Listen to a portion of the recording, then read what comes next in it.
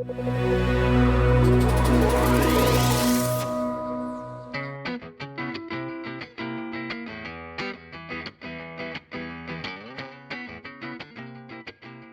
everyone, I'm Axel Threlfall, editor-at-large at Reuters. I'm delighted to be back here for the second in the series of Entrepreneur Talks at Cass. Tonight I'm talking with Debbie Wosskow. Here's a little taster of what's to come.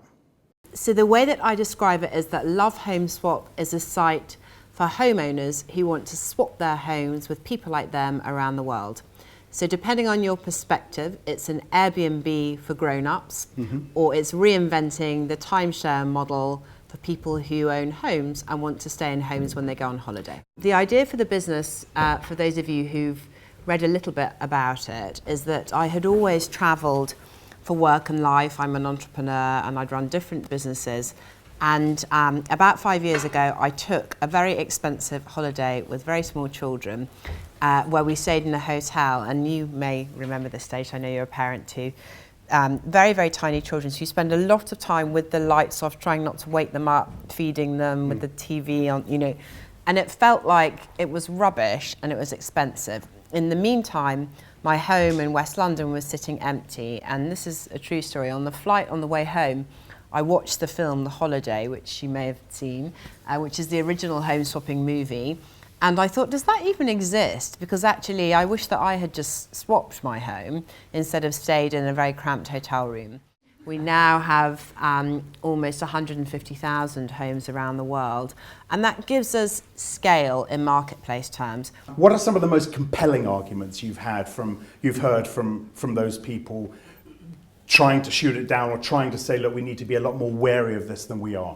I think the things that I'm generally asked about or challenged on are trust and safety. I mean, that's the absolute fundamental question about the sharing economy. Back to my original experience of fundraising, can you trust a stranger in your home? What happens if someone sets fire to it? What happens to, when the Uber driver goes on a rampage, et cetera, et cetera? I think that's a very commonly asked question. What else are you looking at? What excites you?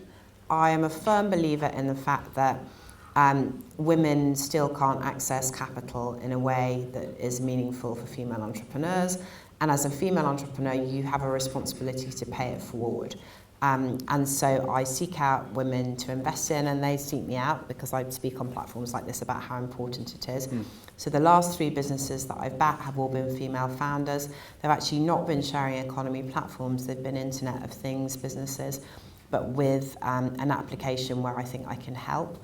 And the criteria for me when I do invest is generally, the most important thing is, do I love the founder? Because I know from my own experience that ideas change all the time, but you've really got to believe that the person who's starting the business above anything has got the grit. Debbie Wosskow, everybody.